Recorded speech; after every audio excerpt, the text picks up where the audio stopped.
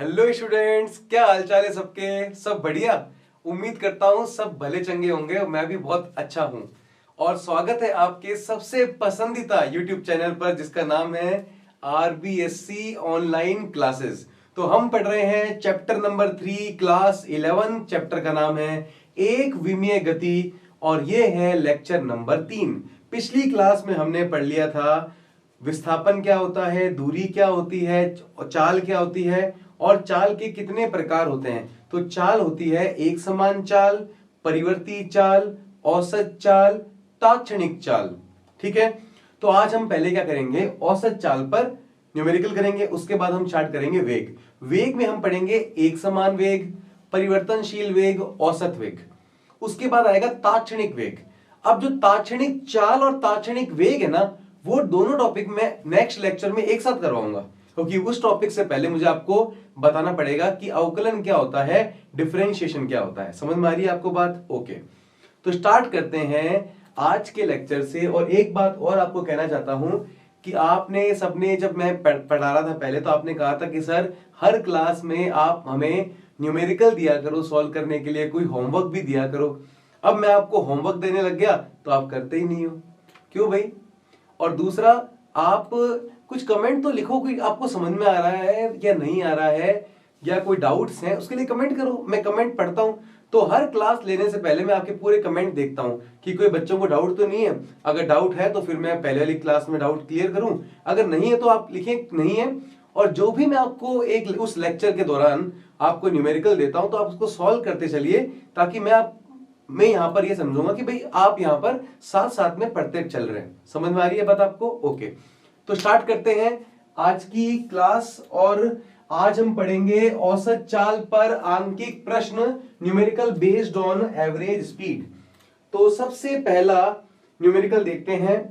किसी कण के द्वारा समय स्मॉल टी में तय दूरी x बराबर 2.5 टी स्क्वायर है से व्यक्त की जाती है। समय अंतर 0 से 5 सेकंड के मध्य है, उसकी औसत चाल ज्ञात कीजिए। देखिए, पेपर में कभी भी क्वेश्चन आ जाए और लिखा आ जाए औसत चाल, चाहे कंपटीशन एग्जाम में चाहे स्कूल लेवल एग्जाम में आ जाए, तो कभी भी औसत चाल अगर आ जाए तो आपको सीधा ये अप्रोच लगानी है कि एवरेज स्पीड बराबर होती है टोटल डिस्टेंस अपॉन में टोटल टाइम, या कहेंगे कुल दूरी। कुल दूरी आपको ज्ञात करनी है बटा कुल समय। तो क्या सूत्र होता है? कुल दूरी बटा कुल समय। तो सबसे पहले हम देखते हैं हमें कुल दूरी कितनी दी हुई है। तो दूरी हमें दी हुई है x बराबर 2.5 टी स्क्वायर। और कुल समय कितना दिया हुआ है? कह रहा है 0 से 5। तो 0 सेकंड से 5 सेकंड तक कितना समय हो जाता है? 5 सेकंड। भाई 0 से 5 सेकंड के मध्य है, तो 0 से स्टार्ट होता है और 5 सेकंड तक चलता है। तो समय कितना आ गया हमारे पास? समय अंतराल आ गया है 5 सेकंड। ये बात आपको समझ में आई? भाई 0 से 6 बोलता तो हम 6 सेकंड ले लेते, 0 से 7 बोलता तो 7 सेकंड ले लेते। आई बात सबको समझ में? ओके। तो हमारे पास समय आ गया है, हमारे पास दूरी आ गई है। तो हम पहले दूरी का मान ज्ञात कर लेते हैं। दूरी क्या है? x बराबर 2.5, x बराबर 2.5 टी स्क्वायर। T square. अब बताइए 2.5 और t का मान कितना है? t का मान है आपके 5 सेकंड। देखिए 5, तो यहां पे लिख देंगे 5 t की जगह और आगे लगा देंगे स्क्वायर। तो यहां पे लिखेंगे x बराबर 2.5 और 5 का स्क्वायर कितना होता है? 25। 25 इंटू 25 कितना होता है? 625। और ये एक के आगे पॉइंट लगा हुआ है तो हम भी एक डिजिट के आगे लगा देंगे पॉइंट। तो आंसर आ जाएगा 62.5 और यूनिट क्या आ जाएगी? मीटर। तो कुल दूरी कितनी आ गई हमारे पास? 62.5 मीटर। और कुल समय हमने ज्ञात किया हुआ ही है। कुल समय हमारे पास कितना है? 5 सेकंड है। तो बताइए औसत चाल क्या होती है? कुल दूरी बट्टा कुल समय। कुल दूरी आ गई 62.5, कुल समय आ गया 5। सॉल्व करने से 5 एकम 5, फिर कितना बचा? 12।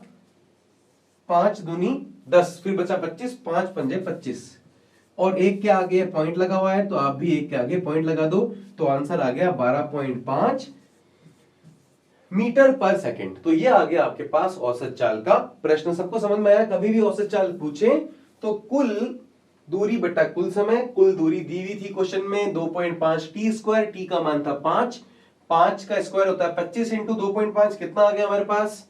ये आ गया है 62.5, तो आ गई दूरी और समय आ गया हमारे पास 5। सॉल्व किया तो कितना आ गया? 12.5 मीटर पर सेकंड। ओके, तो नेक्स्ट प्रश्न, अगला प्रश्न देखिए, कह रहा है 150 मीटर लंबी एक ट्रेन 90 किलोमीटर प्रति घंटा की चाल से गतिशील है। यह 850 मीटर लंबे सेतु को कितने समय में पार करेगी? तो 150 मीटर लंबी एक ट्रेन है।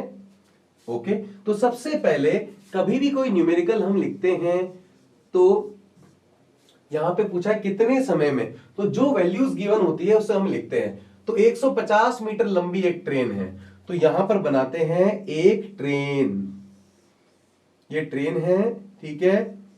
ज्यादा डिटेलिंग नहीं करूंगा, ऐसा नहीं कि पूरी ट्रेन बनाएंगे यहाँ पे, आराम आराम से। तो ये अपने ट्रेन समझ लो, एक ट्रेन है। और कितनी लंबाई है इसकी, कितनी बड़ी है ये? 150 मीटर लंबी है, कोई दिक्कत वाली बात नहीं है। अब एक कह रहा है ब्रिज है, एक सेतु है, और वो सेतु कितना बड़ा है? 850 मीटर लंबा सेतु है, मतलब ब्रिज है। तो यहां पर ये ब्रिज को पार कर रही, यहां से मान लीजिए आ गया अपना ब्रिज, और ये ब्रिज कितना बड़ा है? मान लीजिए ये सेतु की लंबाई है आपके 850, मानना नहीं है, यहां पे दिया हुआ है, कितना दिया हुआ है? 850 मीटर। ये हमें ब्रिज दिया हुआ है 850 मीटर लंबा। ओके, कोई दिक्कत नहीं है। अब इसको पार करने में कितना समय लगेगा? तो पार करने का मतलब क्या होता है, आराम से देखिए, ये बात आपको समझ में आई।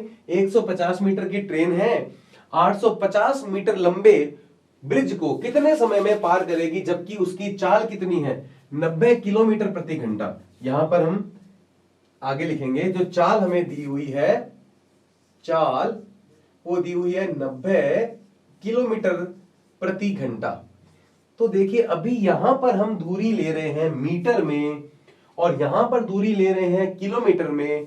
तो कभी भी क्या होता है, हमें जो न्यूमेरिकल सॉल्व करना है वो हमेशा एसआई यूनिट में सॉल्व करना होता है। तो एसआई यूनिट में दूरी को मीटर में लिया जाता है, समय को सेकंड में लिया जाता है। तो 90 किलोमीटर को हम क्या करेंगे, मीटर में कन्वर्ट करेंगे, मतलब 1 किलोमीटर में कितने मीटर होते हैं? 1000 मीटर। और 1 घंटे में कितने सेकंड होते हैं? 3600 सेकंड होते हैं, ठीक है। 2 जीरो से 2 जीरो कट गए, और कितना आ गया? 90 इंटू 5/18, ठीक है। अब ये बात आप डायरेक्ट सीख लो तो ज्यादा अच्छा रहेगा। ये बात आप डायरेक्ट सीख लो कि कभी भी हम किलोमीटर प्रति घंटे को अगर हमें मीटर पर सेकंड में बदलना है तो ये मीटर पर सेकंड में बदल जाएगा। कभी भी किलोमीटर प्रति घंटा को मीटर पर सेकंड में बदलना है तो आराम से बदल जाएगा। आपको केवल करना क्या है, आपको 5/18 की गुणा करनी है। किसी गुणा करनी है? 5/18 की। वैसे ही यहां पर 90 किलोमीटर प्रति घंटा दिया हुआ है, ये 90 मीटर पर सेकंड में बदल जाएगा। ये किलोमीटर प्रति घंटा मीटर पर सेकंड में बदल जाएगा, लेकिन मेरे को केवल किसकी गुणा करनी है? 5/18 की गुणा कर दो, तो किलोमीटर प्रति घंटा की चीज मीटर प्रति सेकंड में, मतलब एसआई यूनिट में हमें हमारे पास वेग आ जाएगा। तो 18 पंजे कितना होता है? 90, ठीक है। 18 5 बार जाएगा 90, 5 इंटू 5 कितना हो जाएगा? 25। तो वेग आ जाएगा हमारे पास 25 मीटर प्रति सेकंड। ओके, तो वेग हमारे पास, या चाल आ गई, ये चाल है, सॉरी, चाल हमारे पास आ गई 25 मीटर प्रति सेकंड। ओके, अब हमें निकालना है, समय ज्ञात करना है। तो देखिए ये कह रहा है इस ट्रेन को पार करने में, ये देखिए ट्रेन पार कब करेगी? जैसे ये देखिए इसका ट्रेन का पहला चक्का है, जब ये पुल पर आएगा तब ये ट्रेन इस पुल पर चढ़ना स्टार्ट कर देगी, और जब ये पूरी ट्रेन इस पुल से बाहर निकल जाएगी तब ये ट्रेन इस पुल को पार कर लेगी, इस ब्रिज को पार कर लेगी। इसका मतलब क्या है? इसका मतलब जब इस समय इस स्थिति पर ये ट्रेन आ जाएगी, यहां ये ट्रेन आ जाएगी, अब इसने, हम कह सकते हैं इस ट्रेन ने इस ब्रिज को पार कर लिया। ये बात आपको समझ में आई? भाई यहां से ये पुल पर या ब्रिज पर चढ़ना स्टार्ट हुई और यहां इसने पूरे ब्रिज को या पूरे पुल को पार कर लिया। तो आप कोई भी एक चक्का देख लो, एक चक्के ने कितनी दूरी तय करी। अगर हम पहला चक्का देखें, अगर आप देखें पहला चक्का कितना चला, तो यहां से स्टार्ट हुआ चलना, ठीक है, यहां से यहां तक कितना चला 850, और उसके बाद देखिए ये इतना और चला पहला चक्का इतना दूर आ गया ना, देखिए तो ये पहला चक्का यहां पे ये कितनी दूरी तय करी 150। तो अगर आप पहला चक्का देखें, यहां पर ये 850 मीटर चलता है, यहां पर ये 150 मीटर चलता है, तो 850 प्लस 150 हो गया है 1000 मीटर। ठीक है, कोई भी एक चक्का आप पकड़ लीजिए इसका। आप कहोगे सर मैं तो ये पिछले वाला चक्का देखूंगा, देख लो, मेरी कोई दिक्कत नहीं है। यहां से ये ट्रेन पुल पर चढ़ना स्टार्ट करती है, आप इसके पिछले चक्के को देखो, ये पिछला चक्का यहां तक पहुंचेगा तो कितना चलेगा 150, फिर ये पिछला चक्का यहां तक आया, कितनी दूरी तय की यहां से यहां तक 850, 150 प्लस 850 कितना हो गया है 1000। कोई भी एक चक्का देख लो, आपको पता लग जाएगा पुल को पार करने में इसने 850 प्लस 150 मीटर लगे, मतलब कितनी देर मतलब कितना जो लंबाई लगी है, दूरी लगी, तो कुल लंबाई पुल को पार करने में तय करनी पड़ेगी 1000 मीटर ट्रेन को। तो ट्रेन के किसी भी चक्के को 1000 मीटर चलना होगा। ठीक है, ओके। अब चाल बराबर क्या होता है, कुल दूरी बटा कुल समय। हमें ज्ञात करना है समय, तो समय बराबर क्या होगा, चाल बट्टे में आ जाएगी। कुल दूरी कितनी है 1000 मीटर तय कर रहा है, चाल कितनी है 25, ओके 25 मीटर प्रति सेकंड।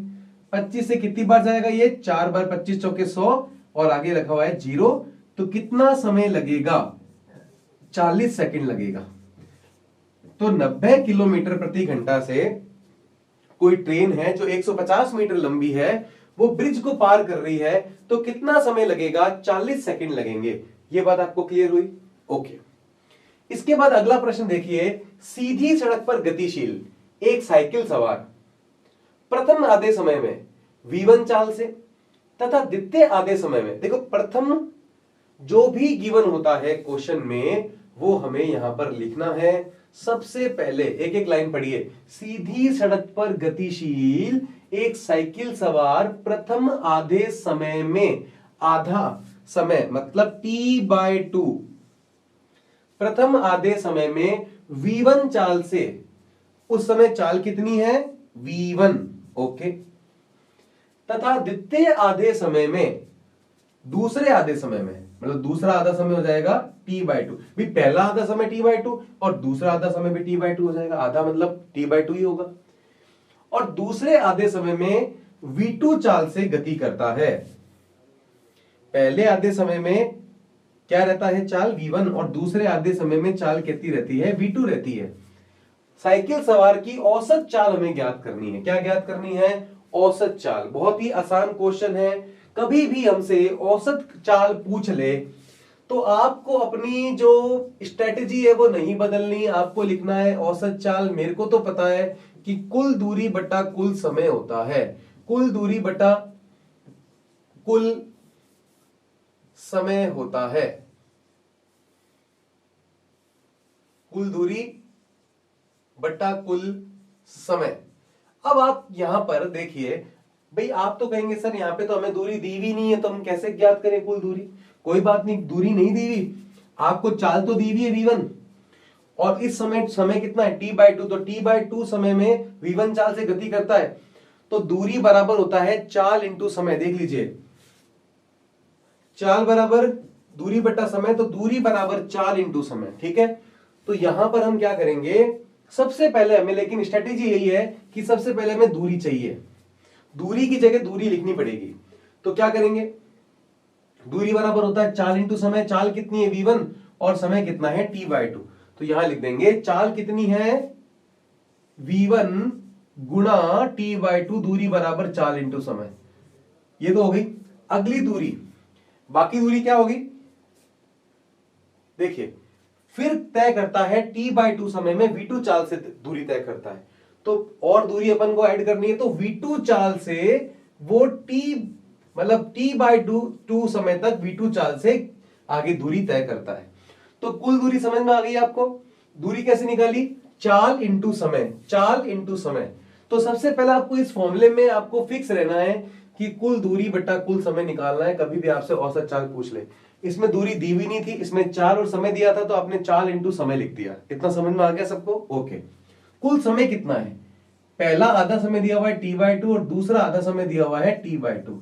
तो कुल समय हमने लिख दिया t/2 प्लस t/2 कितना होगा, t होगा, ओके। अब क्या करते हैं, अब हम यहां पर एक काम करते हैं, यहां पर t/2 दोनों में से कॉमन ले लेते हैं। यहां पे भी देखिए, इस टर्म में भी, इस पद में भी t/2 आ रहा है, इस टर्म में भी, मुझे पद में भी t/2 दिख रहा है, तो t/2 मैंने ले लिया कॉमन। अब कितना बच गया पीछे, v1, इधर कितना आ गया v2, और t/2 प्लस t/2 कितना होता है, t से t कैंसिल हो गया। हमारे पास औसत चाल कितनी आ गई, औसत चाल आ गई v1 प्लस v2 बटे में 2। ये आ गया औसत चाल का सूत्र। कभी भी औसत चाल पूछे, कुल दूरी बटा कुल समय निकालना है। कुल दूरी क्या करेंगे, कह रहा था v1 चाल से प्रथम आधे समय में v1 चाल, तो t/2 इंटू v1 आ गया दूरी, प्लस द्वितीय आधे समय में t/2 प्लस v2 बटे में कुल समय कितना आ जाएगा, t/2 प्लस t/2, कुल दूरी बटा कुल समय आया, सॉल्व किया और आंसर ही आ गया। अब आपको ये ट्रिक सीधे सीधे याद रखनी है कि यदि समान समय में कोई वस्तु अलग अलग चाल से गतिमान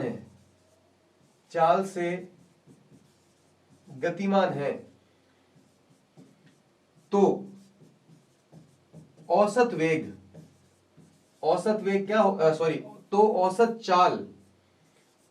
चाल क्या होगी, इस समय औसत चाल होगी v1 प्लस v2 बटा 2। आपको ध्यान रखना है, समान समय होना चाहिए, समान समय जरूर होना चाहिए। समान समय में कोई वस्तु अलग अलग चाल से गतिमान है तो औसत चाल का सूत्र ये होता है, ये याद रखनी है आपको बात। इस पर मैं आपको एक छोटा सा एग्जांपल और देता हूं। देखिए, यदि एक वस्तु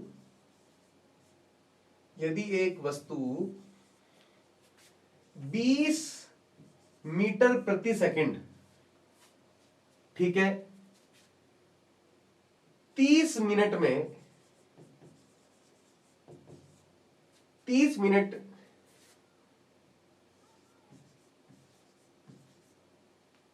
तक,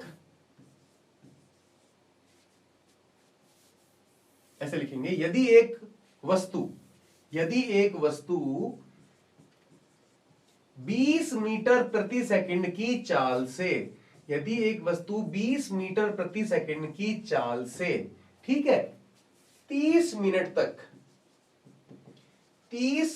तक गति करती है, 30 मिनट तक गति करती है, तथा अगले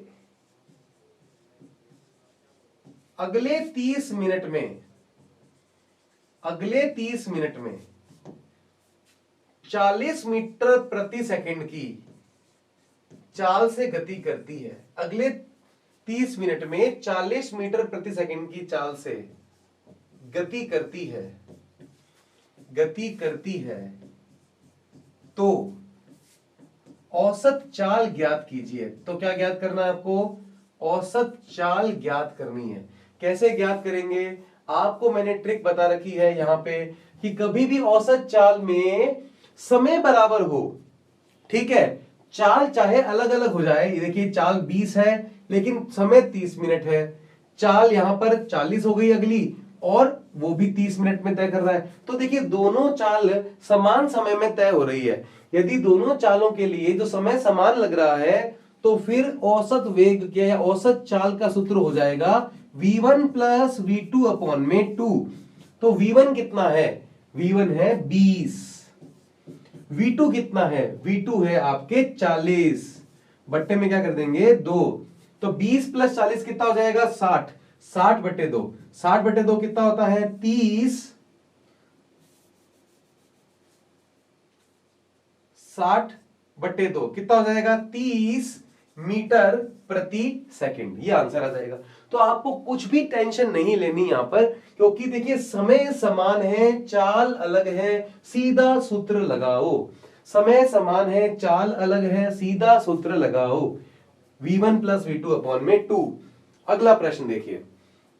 अगला प्रश्न, प्रश्न नंबर 4 कह रहा है एक व्यक्ति पूर्व की ओर सीधी सड़क पर प्रथम आधी दूरी V1 चाल से तथा शेष आधी दूरी V2 चाल से तय करता है।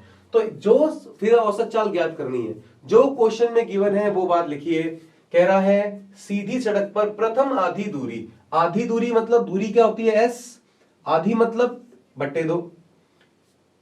किस चाल से तय कर रहा है? V1 चाल से तय कर रहा है। तथा शेष आधी दूरी, तो पहली आधी दूरी अगर S बटा 2 है तो शेष आधी दूरी भी S बटा 2 ही होगी। तभी तो S बटा 2 पूरी दूरी कितनी होगी? S होगी। तो कुल दूरी अगर S है तो प्रथम आधी दूरी S बटा 2, तो दूसरी आधी दूरी भी S बटा 2 ही होगी। कोई दिक्कत नहीं है। तो कह रहा है शेष आधी दूरी V2 चाल से तय करता है। तो व्यक्ति की औसत चाल कितनी है? तो औसत चाल जब भी पूछेगा, हम औसत चाल पर ही आंकिक प्रश्न न्यूमेरिकल कर रहे हैं। औसत चाल कभी भी पूछेगा तो करना क्या है? कुल दूरी बट्टा कुल समय है ज्ञात करना है। कुल दूरी बट्टा कुल समय।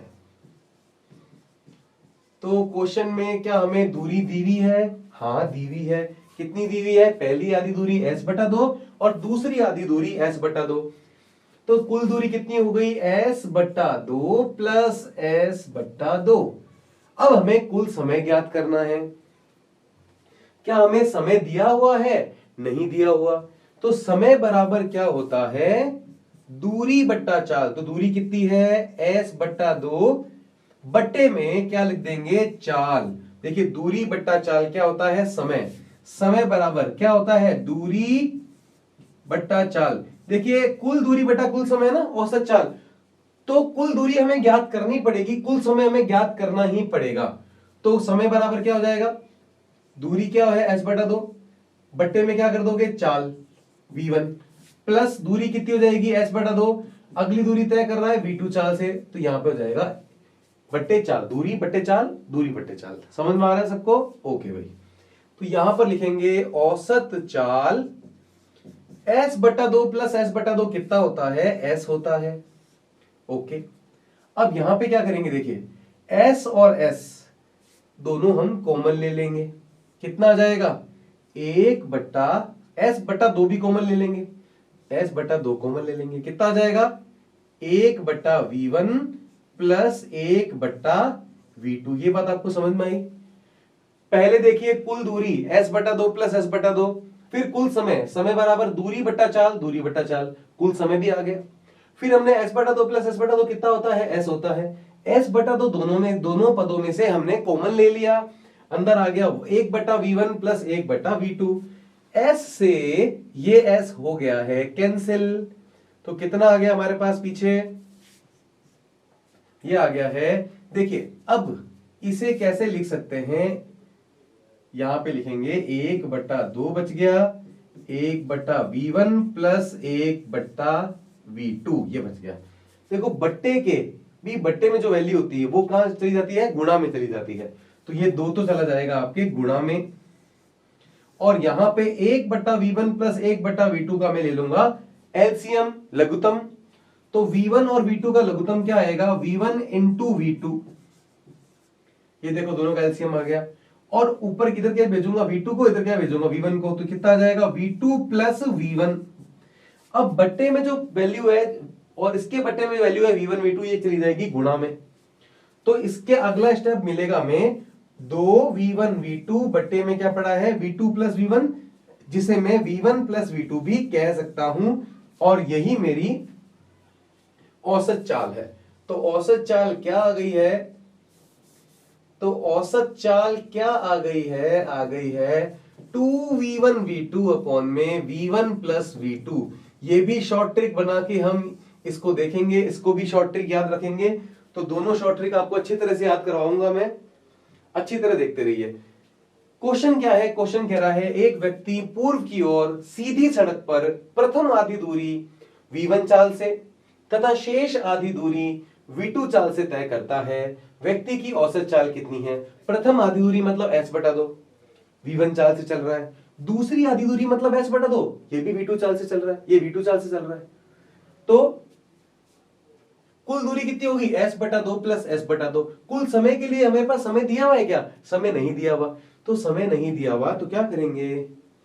दूरी बट्टा चाल। दूरी है s बटा 2, चाल है v1। दूरी है s बटा 2, चाल है v2। ये देखिए यहां पे लिखा दूरी बट्टा चाल, दूरी बट्टा चाल। s बटा 2 प्लस s बटा 2 s हो गया, s बटा 2 कॉमन लिया, 1 बटा v1 प्लस 1 बटा v2, s से s हो गया कैंसिल, ये 2 ऊपर चला गया गुणा में, v1 v2 को अपन ने एलसीएम ले लिया, v1 इंटू v2, इधर चला गया v2, इधर चला गया v1। अब ये v1 v2 चला गया मल्टीप्लाई में और हमारे पास आ गया है औसत चाल। तो ये औसत चाल कब आई? जब कोई वस्तु समान दूरी भिन्न भिन्न चाल से तय करे। समान दूरी भिन्न भिन्न चाल से तय करे तो औसत चाल का सूत्र क्या होगा? तो औसत चाल का सूत्र ये होगा, ये याद रख लो, इंपॉर्टेंट एक ट्रिक है। ठीक है, अब मैं आपको दोनों ट्रिक कैसे इस्तेमाल करनी है शॉर्ट में, किस तरह से हम सीधा आंसर निकाल पाएंगे बड़े बड़े क्वेश्चन का, वो हम देखते हैं। कि जब भी हमें कभी औसत चाल ज्ञात करनी हो, पहली बात क्या ज्ञात करनी हो? औसत चाल। दूसरा, हमें समय समान दिया हुआ हो, समय समान है याद रखिए, और चालें अलग अलग हो, चाल v1 और v2 हमें दी हुई हो, इस समय हमें औसत चाल ज्ञात करनी है। तो औसत चाल कैसे ज्ञात करेंगे? v1 प्लस v2 बट्टे में 2 कर देंगे। अब अगली बात बताता हूं, ये नंबर 1 ट्रिक हो गई। नंबर 2 ट्रिक क्या है? अगर आपको समय की जगह दूरी समान दे दी हो, दूरी समान दे दी हो और चाल अलग अलग हो, अब आपको औसत चाल ज्ञात करनी है। तो कैसे ज्ञात करेंगे? 2v1 v2 upon v1 plus v2, v1 plus v2। Okay, अब अगला पॉइंट है, एक व्यक्ति 6 किलोमीटर प्रति घंटे की चाल से 1 किलोमीटर चलता है। ठीक है, उसके पश्चात 8 किलोमीटर प्रति घंटा की चाल से 1 किलोमीटर चलता है। देखिए 1 किलोमीटर 6 किलोमीटर प्रति घंटा, 8 किलोमीटर प्रति घंटा। क्या समझ में आ रहा है? दूरी समान है और चाल अलग अलग है। जब दूरी और निकालना क्या है? औसत चाल हमें ज्ञात करनी है। ठीक है, आराम से देख लो पहले क्वेश्चन किस तरह से करेंगे बताइए। दूरी समान और चाल अलग अलग होती है तो औसत वेग का सूत्र क्या होता है? तब औसत वेग का औसत चाल का सूत्र होता है 2v1 v2 अपॉन में v1 प्लस v2। तो 2v1 कितना है? 6। सीधे सीधे लिख देंगे। देखिए v1 हमें 6 दिया हुआ है और v2 कितना है? 8। ये सूत्र क्यों लगाया? क्योंकि दूरी समान है। देखिए दूरी ये 1 किलोमीटर समान है, चाल 6 और 8 अलग अलग है। तो दूरी समान चाल अलग, तो ये सूत्र लगाना है। ठीक है, तो 2v1 v2, v1 कितना है? 6, v2 कितना है? 8 बटे v1 plus v2, 6 plus 8, 6 plus 8। ठीक है, तो कितना आ गया हमारे पास? 8 6 48, 48 दूनी इंटू 2 कितना होता है? 96। ठीक है, बट्टे में कितना पड़ा है? 14। ठीक है, इसको कैसे सॉल्व करेंगे, समझ में आ रहा है सबको? 12 × 96 और 6 + 8 96/14। ओके, सॉल्व करते हैं इसको नेक्स्ट पेज पे।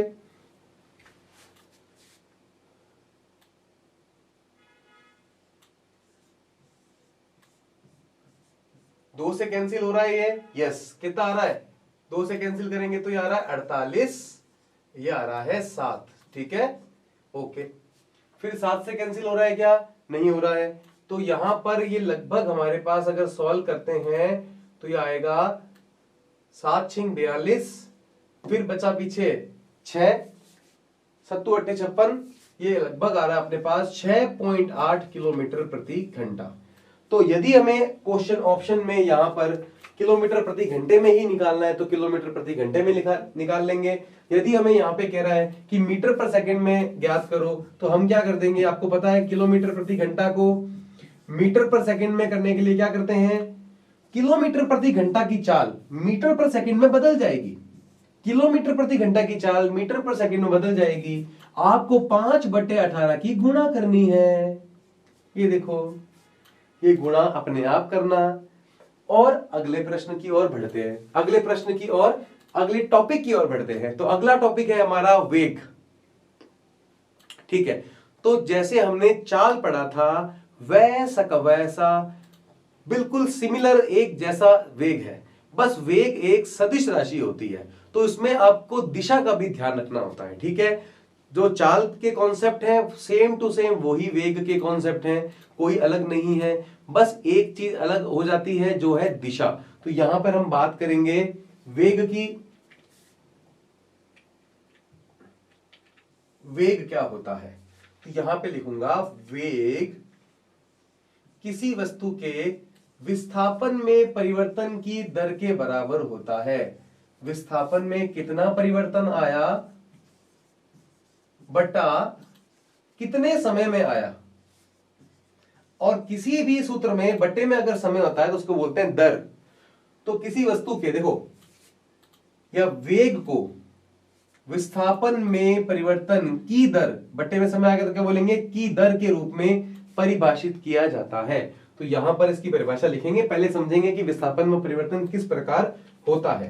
देखिए जैसे कि ये हमारी गड्डी खड़ी है, तो ये गड्डी x = 0 पर है खड़ी है। ठीक है, तो अभी इसका विस्थापन कितना है, x = 0। तो हम इसको गड्डी लेके निकलते हैं, तो मैं निकला गड्डी लेके, अब ये गड्डी यहां पे लेके चल रहा हूं, देखिए, और इधर ले आया। अब ये इसका विस्थापन कितना हुआ, मान लीजिए मैं इसको 20 किलोमीटर दूर लेके आ गया। ठीक है, तो विस्थापन में परिवर्तन क्या होता है, अंतिम स्थिति माइनस प्रारंभिक स्थिति। अंतिम स्थिति कितनी है 20, प्रारंभिक स्थिति कितनी है 0, तो अंतिम 20 - 0, तो विस्थापन में परिवर्तन कितना आ गया 20 किलोमीटर। ओके, और मान लीजिए यहां से यहां लाने में मुझे यदि समय 1 घंटा लगा तो यहां पर आ जाएगा 1 घंटा समय, तो वेग आ जाएगा 20 किलोमीटर प्रति घंटा। तो विस्थापन में कितना परिवर्तन हो रहा है और कितने समय में हो रहा है, विस्थापन में परिवर्तन की दर को हम वेग कहते हैं। तो कोई दिक्कत नहीं है। ठीक है, तो यहां पर इस बात को हम लिख देते हैं, वेग को या किसी वस्तु के वेग को किसी वस्तु के वेग को हम किसी वस्तु के वेग को हम विस्थापन में, किसी वस्तु के वेग को हम विस्थापन में परिवर्तन की दर के द्वारा, विस्थापन में परिवर्तन की दर के द्वारा परिभाषित करते हैं।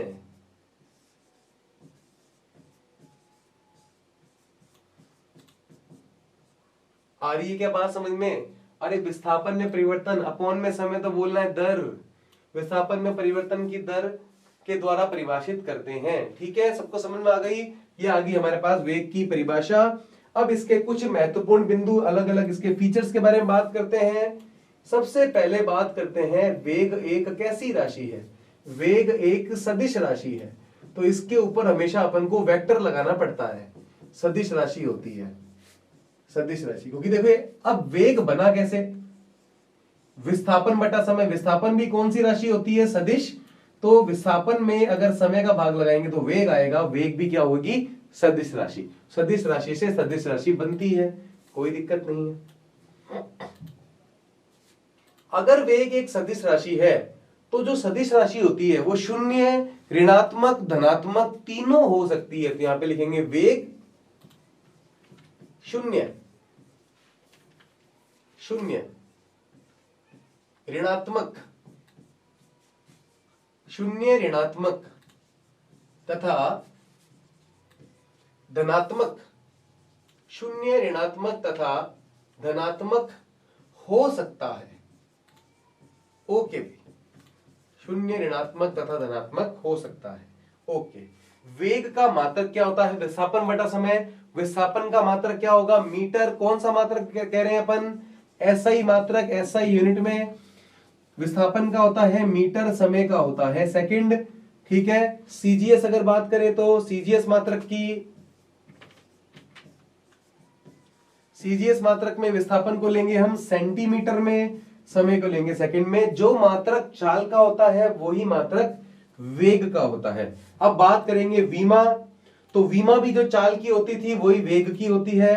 वीमा क्या हो जाएगी? एक तो लंबाई है, विस्थापन मतलब लंबाई, और समय है। तो लंबाई के लिए L1 बटे में समय है तो T-1, ये बन गया इसकी वीमा। समझ में आ गई सबको बात? ओके, तो ये हो गए हमारे वेग के बिंदु। अब बात करते हैं वेग के प्रकार के बारे में, कि वेग कितने प्रकार के होते हैं। देखिए, एक समान वेग, परिवर्तनशील वेग, औसत वेग, ताक्षणिक वेग और सापेक्ष वेग। सापेक्ष वेग याद रखिए, सदिश में हमने सबसे लास्ट में पढ़ा था सापेक्ष वेग। ठीक है, आज की क्लास में बात करेंगे एक समान वेग की, परिवर्तनशील वेग की, औसत वेग की।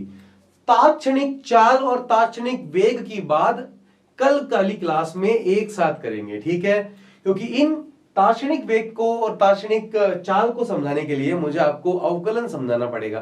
तो पहले आपको अवकलन समझाएंगे अच्छी तरह से, और फिर आपको ये ताक्षणिक वेग और सापेक्ष वेग समझाएंगे। ठीक है, ओके। तो सबसे पहले लिखते हैं एक समान वेग। एक समान वेग का मतलब होता है यूनिफॉर्म वेलोसिटी। क्या मतलब होता है? Uniform velocity. ओके, तो एक समान वेग, यूनिफॉर्म वेलोसिटी। अब वेग यहां पर देखते हैं, वेग कैसी राशि होती है? सदिश। और सदिश राशि के पास दो चीजें होती हैं, एक तो परिमाण और एक दिशा। अगर इसका परिमाण बदल जाए वेग का तो भी ये परिवर्तित हो जाएगा, और दिशा परिवर्तित हो जाए तो भी परिवर्तित हो जाएगा, क्योंकि वेग के पास दो चीजें हैं, परिमाण मतलब वैल्यू, मान, और दिशा मतलब डायरेक्शन।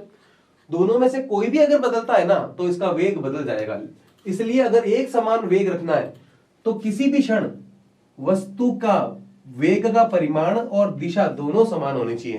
तो यदि किसी वस्तु का वेग की दिशा और परिमाण हर बिंदु पर समान रहा तो वस्तु कहलाएगी एक समान वेग से गतिमान।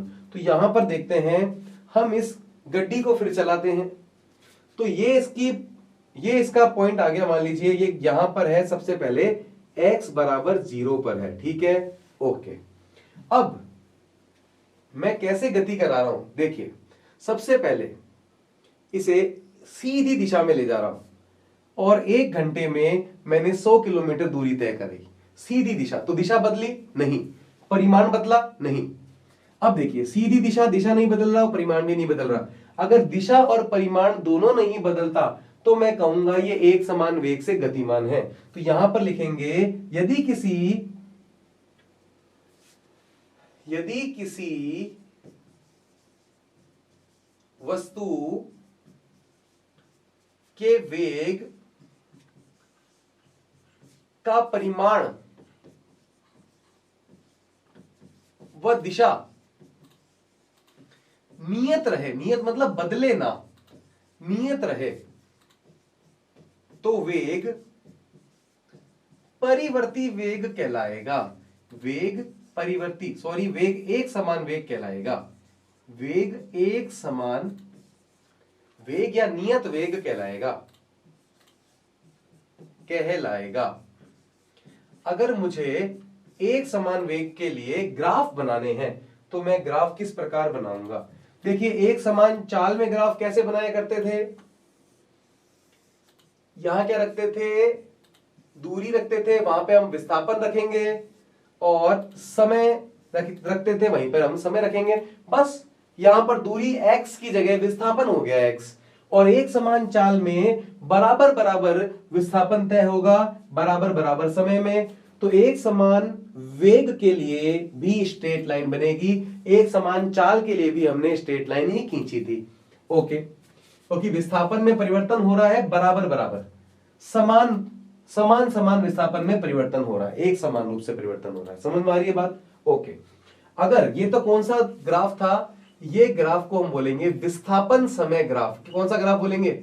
विस्थापन समय। देखिए, विस्थापन है y अक्ष में, समय है x अक्ष में, तो विस्थापन समय ग्राफ।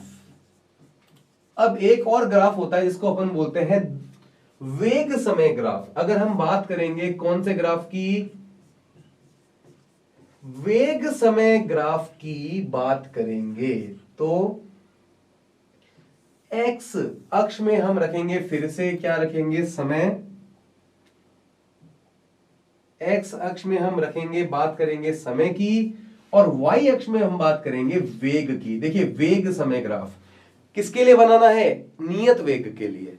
तो मान लीजिए जो गाड़ी या कार चल रही है उसका वेग 60 किलोमीटर प्रति घंटा है, 60 किलोमीटर। तो अगर वेग 60 किलोमीटर प्रति घंटा है और नियत है, तो वो हमेशा उसकी वैल्यू 60 ही रहेगी ना, क्योंकि अगर बदल जाएगी फिर तो परिवर्ती हो जाएगा। 60 किलोमीटर प्रति घंटा, तो यहां पर हम पॉइंट लगाएंगे, ये वेग है और इसकी वैल्यू 60 किलोमीटर प्रति घंटा है t बराबर 0 पे, जब वो स्टार्ट हुई। ठीक है, अब समय बढ़ता चला जाएगा, समय आगे बढ़ता चला जाएगा, लेकिन वेग कितना रहेगा? 60 ही रहेगा, क्योंकि वेग समय ग्राफ है। अगर 60 रहेगा, विस्थापन परिवर्तित हो रहा है लेकिन वेग परिवर्तित थोड़ी हो रहा है। वेग समय ग्राफ की लाइन ऐसे खींचेंगे और विस्थापन समय में ऐसे। समझ में आया सबको ये? ओके, तो ये हो गया हमारा विस्थापन समय ग्राफ और वेग समय ग्राफ। किसके लिए ये बात हम कर रहे हैं? एक समान चाल की या नियत वेग के लिए बात चल रही है हमारी। ओके, अब बात करेंगे परिवर्तनशील वेग के लिए। किसके लिए बात करेंगे? परिवर्तनशील वेग। तो यहां पे लिख देते हैं परिवर्तनशील वेग या असमान वेग। इंग्लिश में बोलते हैं इसको अपन वेरिएबल वेलोसिटी। क्या बोलेंगे? Variable velocity, non uniform velocity, सारी बातें करेंगे यहां पे। ओके, अब आपको पता है वेग एक क्या है? वेग एक सदिश राशि है, इसके पास परिमाण भी होगा और दिशा भी होगी। अगर दोनों में से कोई भी चीज बदल दूं, वेग परिवर्तित हो जाएगा। देखिए, सबसे पहले फिर से गड्डी की बातें करते हैं। अब मैं निकला गड्डी लेके, देखो, ये देखो, यहां से गड्डी लेके निकला। अब मैं क्या कर रहा हूं? परिमाण में परिवर्तन कर रहा हूं। परिमाण में परिवर्तन कैसे करूंगा? देखिए, पहले कार धीरे धीरे ले जा रहा हूं, फिर तेज ले जा रहा हूं, फिर धीरे ले जा रहा हूं, फिर तेज ले जा रहा हूं। आ रही है बात समझ में? फिर से देखिए, वंस मोर, एक बार धीरे धीरे, फिर तेज, फिर धीरे धीरे, फिर तेज। क्या कर रहा हूं? पहले 60 की स्पीड से चल रही है, फिर 80, फिर 40 से, फिर 100 से, लगातार क्या कर रहा हूं? परिमाण में परिवर्तन कर रहा हूं, तो भी वेग क्या हो जाएगा? परिवर्तित हो जाएगा। अब क्या करूंगा मैं? दिशा में परिवर्तन करूंगा। तो पहले कार ले गया और मैंने, अब परिमाण तो समान है लेकिन देखिए दिशा बदल दी। ठीक है, परिमाण समान है, क्या बदल दी? दिशा बदल दी। तो अगर दिशा बदल जाएगी तब भी वेग परिवर्तित हो जाएगा, और परिमाण बदल जाएगा तब भी वेग परिवर्तित हो जाएगा। तो यहां पर एक बात लिख देते हैं कि यदि यदि किसी वस्तु के वेग का परिमाण या दिशा में से समय के साथ परिवर्ती हो जाए, बदल जाए, समय के साथ परिवर्ती हो जाए, तो वेग परिवर्तनशील वेग या असमान वेग कहलाएगा। परिवर्तनशील वेग, परिवर्ती वेग भी कह सकते हैं, वेरिएबल वेलोसिटी भी कह सकते हैं, परिवर्तनशील वेग कहलाएगा। कोई दिक्कत वाली बात नहीं है। तो जब भी वेग परिवर्तनशील हो, परिमाण बदल रहा हो और या दिशा बदल रही हो, तो हमें, जब भी वेग परिवर्तनशील होता है तो हमें औसत वेग निकालना पड़ता है। क्या निकालना पड़ता है? औसत वेग। तो सबसे पहले बात कर लेते हैं परिवर्ती वेग के लिए विस्थापन समय ग्राफ।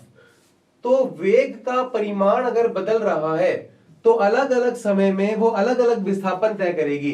मान लीजिए 1 घंटे में पहले करती है 60 किलोमीटर तय, और अगले घंटे में कर लेगी 70, अगले घंटे में कर लेगी 80, फिर कर लेगी 40, 20। हर घंटे में विस्थापन अलग होगा, परिवर्ती होगा, क्योंकि वेग परिवर्ती है। तो यहां पर जो लाइन बनेगी वो स्ट्रेट लाइन नहीं बनेगी, इस तरह से कोई भी कर्व लाइन बन सकती है, क्योंकि वेग कैसा है? परिवर्ती वेग है, परिवर्ती। उसी प्रकार से अगर मैं इसका वेग समय ग्राफ बनाता हूं, क्या बनाता हूं? वेग समय ग्राफ। तो मान लीजिए हमारी कार, शुरुआत में ये वेग लिखेंगे, यहां पे लिखेंगे समय। शुरुआत में किसी वेग से गतिमान थी, लेकिन अब उसका वेग कांस्टेंट नहीं रह पा रहा है, वो समय के साथ परिवर्ती हो रहा है। तो ये देखिए वेग समय ग्राफ भी इस बार सीधी रेखा नहीं है, ये परिवर्ती है। तो आपको समझ में आ रहा है सारा? देखिए ग्राफ भी साथ साथ में देखते चलिए, समझते चलिए। ओके, समस्या हो तो कमेंट में पूछिए। मैं तो कह के थक गया हूं कि कोई डाउट हो तो पूछ लो, नहीं है तो क्वेश्चन सॉल्व कर लो, कुछ तो करो। ठीक है, ओके। तो यहां पर बात करेंगे अपन औसत वेग की। औसत वेग, औसत वेग को बोलते हैं हम एवरेज वेलोसिटी। क्या बोलेंगे? Average velocity. जब कोई वस्तु परिवर्तनशील वेग से गतिमान हो तो उस वस्तु के कुल विस्थापन तथा कुल समय के अनुपात को क्या बोलेंगे? औसत वेग। तो क्या लिखेंगे? यदि कोई वस्तु परिवर्तनशील वेग के साथ, यदि कोई वस्तु परिवर्तनशील वेग के साथ गतिमान हो, परिवर्तनशील वेग के साथ गतिमान हो, तो वस्तु के कुल विस्थापन तथा वस्तु के कुल विस्थापन में परिवर्तन भी लिख सकते हैं, कुल विस्थापन भी लिख सकते हैं, तथा कुल विस्थापन तथा कुल समय के अनुपात को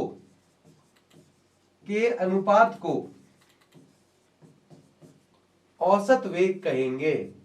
औसत वेग कहेंगे। तो औसत कब निकालने की आवश्यकता पड़ेगी? कि जब कोई वस्तु परिवर्तनशील वेग से गतिमान होगी, तब हमें औसत वेग निकालना पड़ेगा। ठीक है, तो अनुपात को औसत वेग कहते हैं। तो इसका ग्राफ बना के देखते हैं कैसे समझते हैं इसको। देखिए यहां पर देखिए, ये बनाता हूं मैं विस्थापन समय ग्राफ। यहां पर है ये स्थिति, यहां पर है समय, और मान लीजिए एक कण प्रारंभ में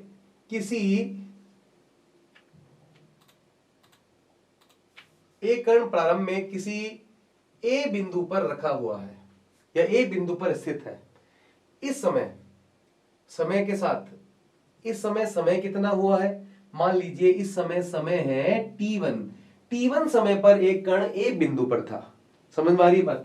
t1 समय पर एक कण ए बिंदु पे था, तो सबसे पहले इसका ज्ञात करेंगे हम स्थिति सदिश। क्या ज्ञात करेंगे, स्थिति सदिश।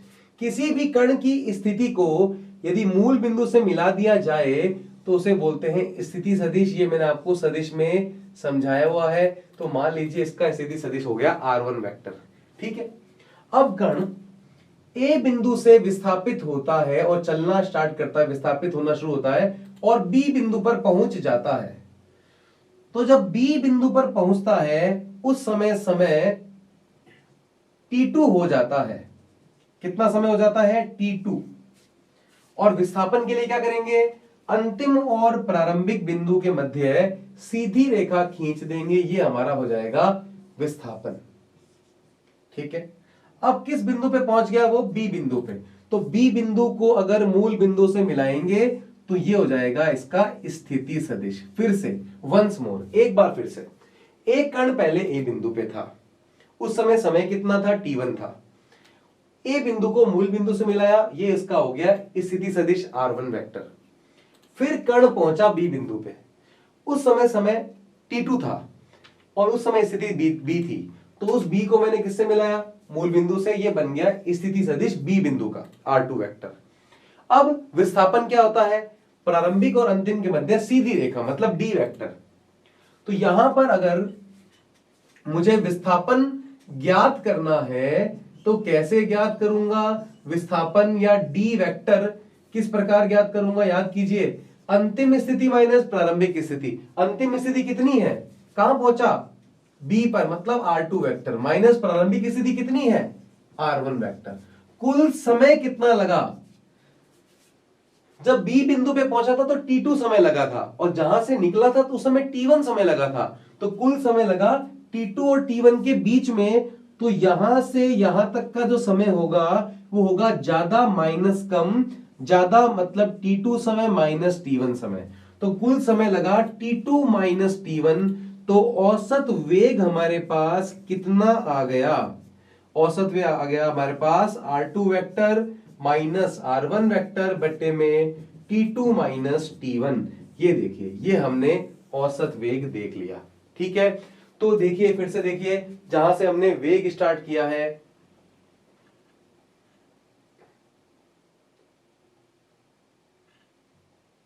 वेग, ठीक है, ये आ गई वेग की परिभाषा, ये आ गए वेग के जो मुख्य बिंदु थे, उसके बाद वेग के प्रकार हमने किए थे। वेग एक समान वेग हमने किया था, उस पर हमने ग्राफ बनाया। फिर हमने देखा परिवर्तनशील वेग, उस पर हमने ग्राफ बनाया। फिर हमने देखा औसत वेग, और औसत वेग पे भी हमने ग्राफ बनाकर इसका फॉर्मूला डिराइव किया। समझ में आई इतनी बातें। तो आज की क्लास में इतना ही पढ़ते हैं, इस लेक्चर को यहां पर ही कंप्लीट करते हैं। कोई भी समस्या हो, डाउट हो, कमेंट करो, ठीक है, कोई रिप्लाई करो, थोड़ा एफर्ट दिखाओ, कुछ भी करो, ठीक है, हमें पता लगना चाहिए, कमेंट लिखो। ओके, तो आज की क्लास में इतना ही, बाकी करेंगे नेक्स्ट लेक्चर में। तब तक के लिए बाय बाय।